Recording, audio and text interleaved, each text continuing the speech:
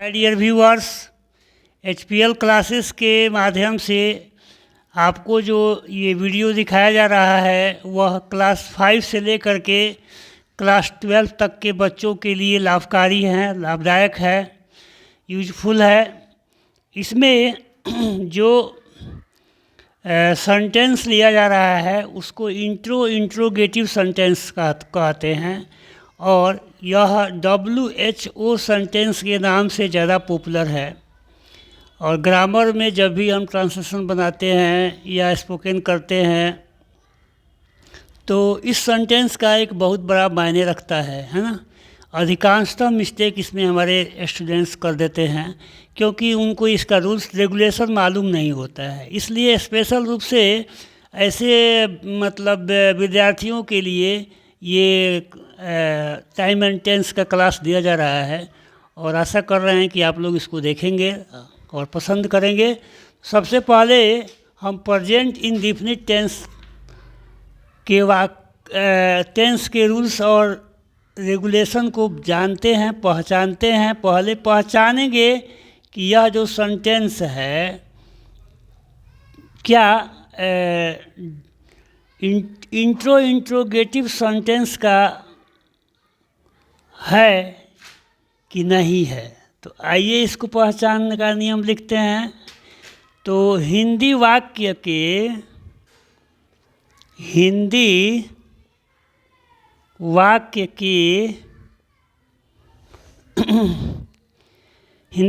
के सब्जेक्ट्स के बाद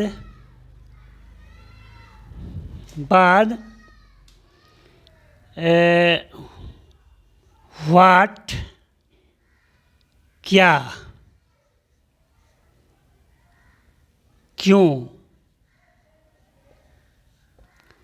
कब, कहाँ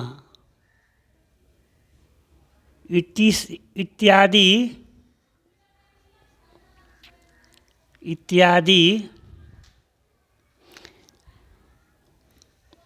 जैसे कि what, why, where, etc. Interrogative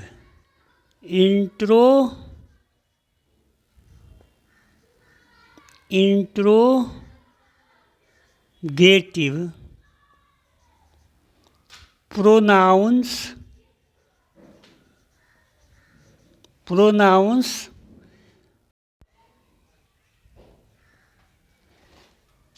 तथा प्रिंसिपल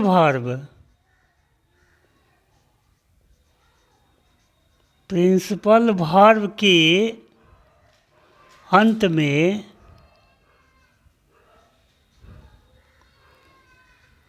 ता है, ती है,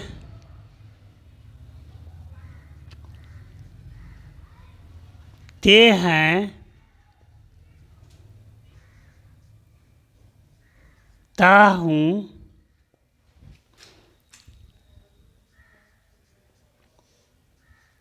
इत्यादि शब्दांश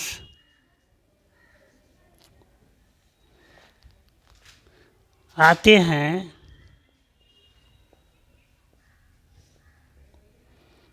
एवं वाक्य का अंत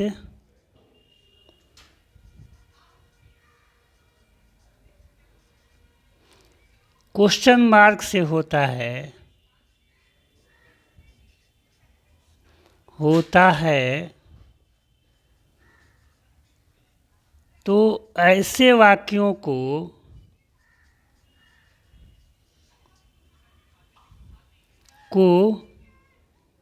इस टेंस में रखा जाता है। इस टेंस में रखा जाता है। तो इस आइडेंटिफिकेशन को आप आगे पीछे करके 2 बार 3 बार 4 बार देखिए, आपको पहचान का नियम जो है समझ में आ जाएगा। नेक्स्ट है इलस्ट्रेशन, मतलब कुछ सेंटेंस का उदाहरण मैं दे रहा हूँ जो इस टेंस में रखा जाता है। जैसे कि पहला वाक्य है कि वह क्यों खाती है, वह क्यों खाती है, ठीक है।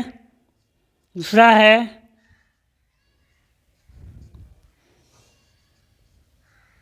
तुम कहाँ रहते हो,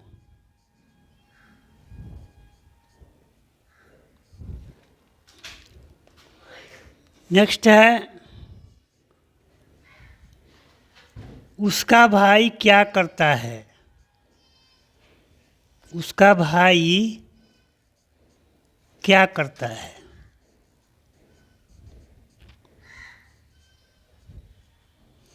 आप आइडेंटिफिकेशन रूल्स को पढ़िए और उदाहरण को देखिए, आपको बिल्कुल जो है लगेगा कि ये जो सेंटेंस है ये प्रेजेंट इंडेफिनिट टेंस के पहचान के नियम को फॉलो करता है, इसलिए इसको इसमें रखा गया है, इस टेंस में रखा गया है।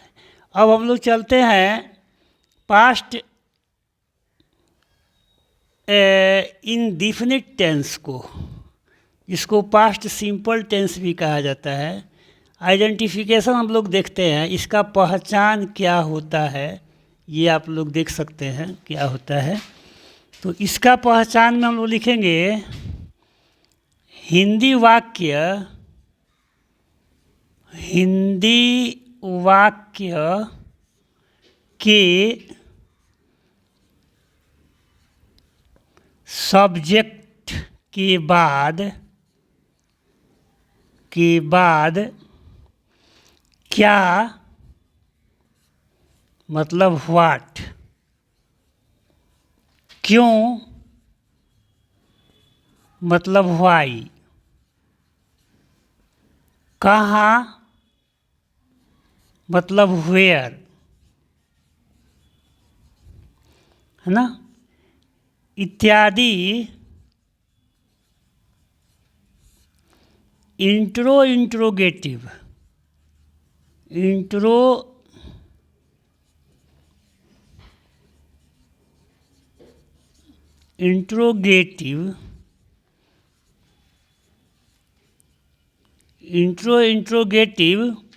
प्रोनाउंस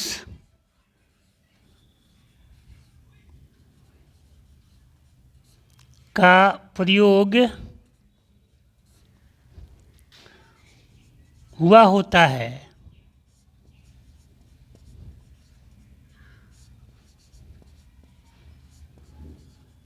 एवं प्रिंसिपल वर्ब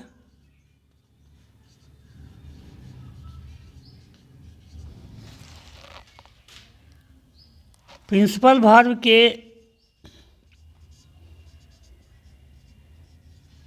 अंत में, प्रिंसिपल वर्ब के अंत में आ, ई तथा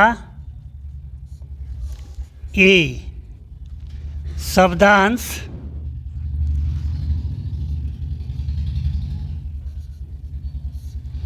आते हैं एवं वाक्य का अंत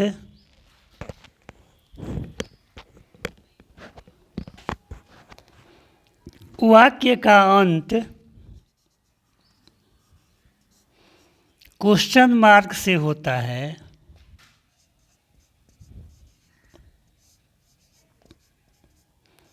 तो ऐसे वाक्यों को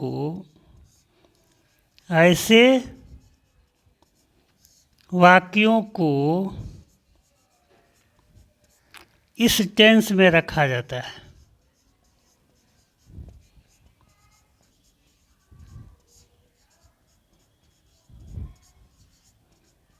मैं उम्मीद करता हूँ कि आप लोग जो है इस वीडियो को जब देखते होंगे तो वीडियो को आगे पीछे करके इस आइडेंटिफिकेशन लॉ को ज़रूर देखते होंगे। नहीं देखते हैं तो इसको इस बार आप देखिए तो आपको ये रूल्स जो है याद होगा। इस वीडियो को मैं बार बार कहता हूँ कि एक बार, दो बार, तीन बार जब तक आप नहीं देखेंगे तब तक जो है इसके रूल्स और रेगुलेशन को आप लोग नहीं समझ सकते हैं, है ना। क्योंकि practice makes a student perfect कहा जाता है। तो अगर स्टूडेंट प्रैक्टिस नहीं करता है तो उसको जो है टेंस समझ में नहीं आएगा। अब टेंस समझ में नहीं आएगा तो वह जो है वह कहाँ गया, ठीक है। तो उसको ये चीज़ नहीं समझ में आएगा, नरेशन नहीं समझ में आएगा, वॉइस नहीं, मतलब ग्रामर की कोई भी शाखा जो है आप टेंस नहीं पढ़ते हैं, नहीं जानते हैं तो उम्मीद छोड़ ही दीजिए कि आपको कोई चीज़ समझ में आएगा। इसलिए आप इसको बार बार देखेंगे, पढ़ेंगे तो समझ में आएगा, है ना। तुम्हारा भाई, देखिए इसको साफ साफ लिखा जाता है, तुम्हारा भाई क्या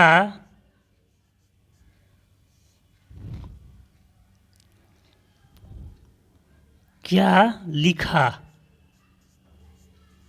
ठीक है। इसमें आ गया, इसमें आ गया। तीसरा,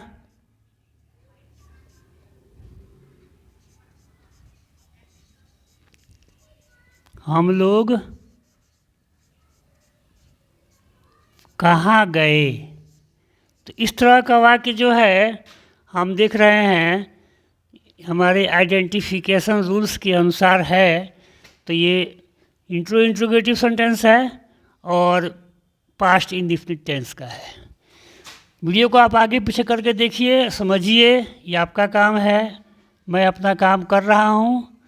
अब आइए जो है फ्यूचर इंडेफिनिट टेंस के आइडेंटिफिकेशन रूल्स को समझाते हैं। तो हिंदी वाक्य सेम चीज़ है, इसमें भी हिंदी वाक्य के सब्जेक्ट के बाद वाई, वाई माने क्यों, व्हाट, व्हाट माने क्या, वेयर, वेयर माने कहाँ, ठीक है। इटीसी है ना।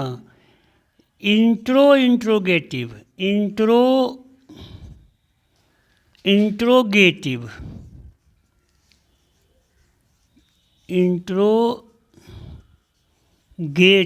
प्रोनाउन आते हैं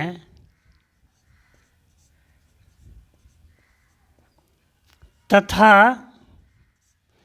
प्रिंसिपल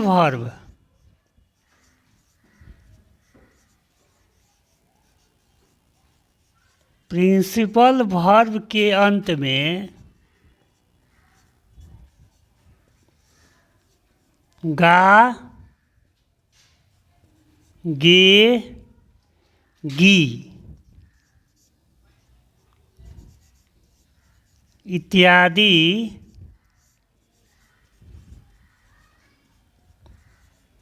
शब्दांश आते हैं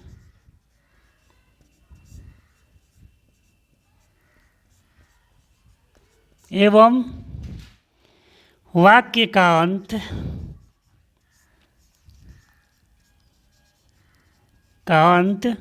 क्वेश्चन मार्क से होता है।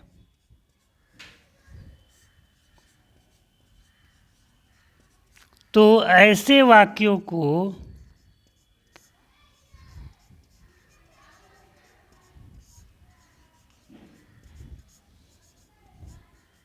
इस टेंस में रखते हैं।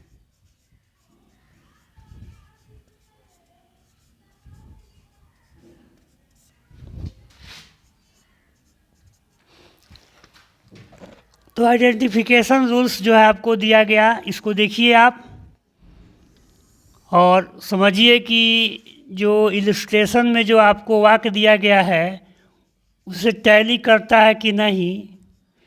तो बिल्कुल टैली करेगा। अगर आप देखते हैं तो फर्स्ट वाक्य हम लिखते हैं कि वह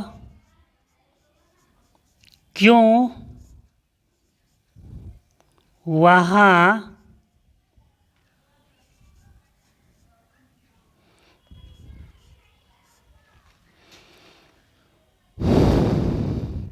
जाएगी।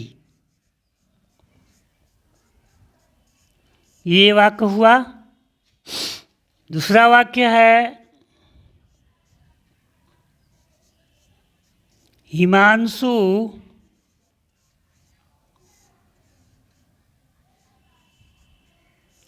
कब पढ़ेगा। तीसरा वाक्य है मैं आज क्यों पढ़ाऊँगा।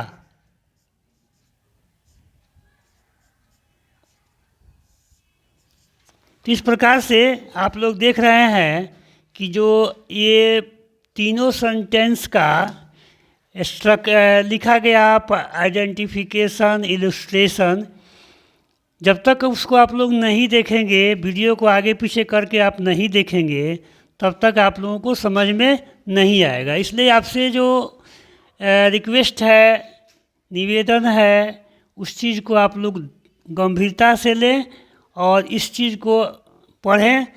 अगर ये चीज़ अगर आप टेंस में पकड़ बना लेते हैं तो मेरा ये दावा है कि आप इंग्लिश बोलना सीख जाइएगा और इंग्लिश जब बोलना सीख जाइएगा तो समाज में आपका एक अलग ही पहचान हो जाएगा। ठीक है, तो इसलिए आप इस पर विशेष रूप से फोकस कीजिए और इसको पढ़िए। तो यहाँ आपका स्ट्रक्चर लिखा गया है। इसमें स्ट्रक्चर में आईपी है, सिंगुलर सब्जेक्ट होगा तो डज लगाएंगे, वर्ब का पहला रूप होगा, प्रीपोजिशन होगा। बोर्ड के सामने आपका स्ट्रक्चर लिखा गया है, आप इसको देख सकते हैं, कोई दिक्कत नहीं है। नेक्स्ट देखिए, यहाँ चलते हैं हम लोग किसमें, तो अब इसके ट्रांसलेशन को देख लिया जाए। जो ट्रांसलेशन हम लोग कैसे बनाएंगे इसको देख लिया जाए।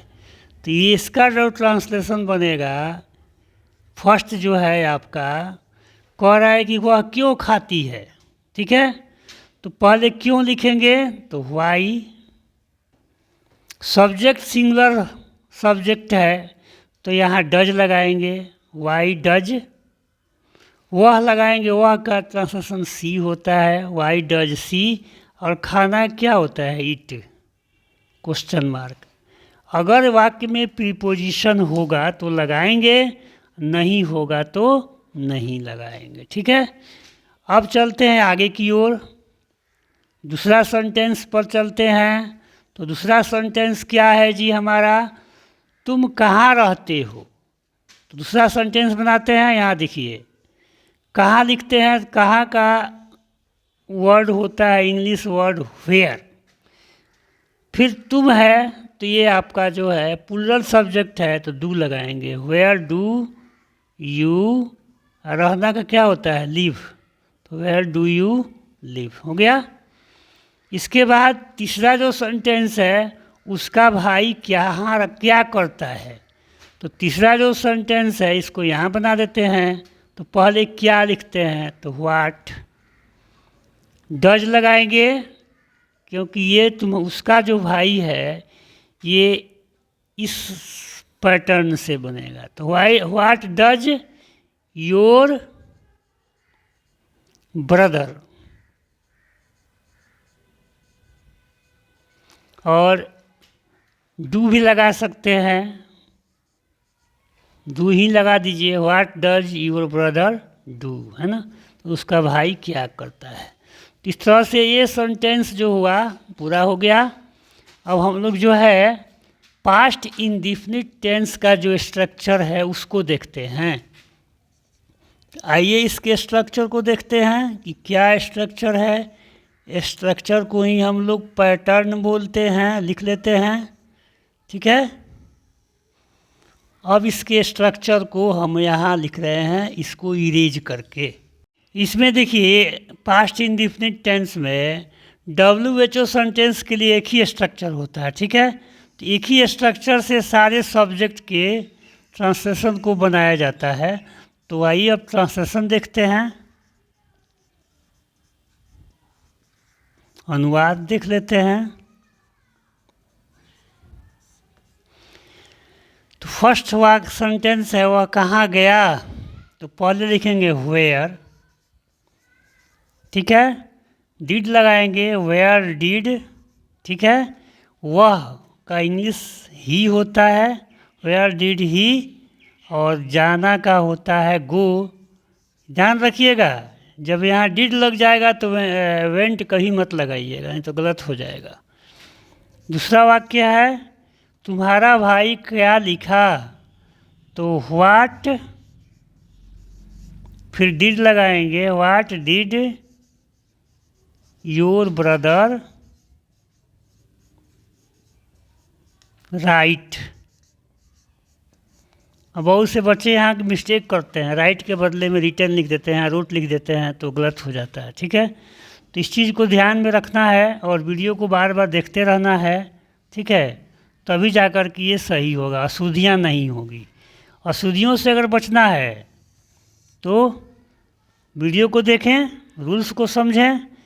जिस प्रकार से आप सड़क पर चलते हैं, भीड़ भड़ाका का सड़क है, वहाँ पर जाते हैं तो सावधानी बरतते हैं, तो यहाँ भी वैसे ही करना है। अब कहाँ का पहले लिखेंगे, तो वेयर, है ना, इसके साथ भी डिड लगाएंगे, वेयर डिड वी लगाएंगे, हम लोग का इंग्लिश वी होता है, गो, वेयर डिड वी गो।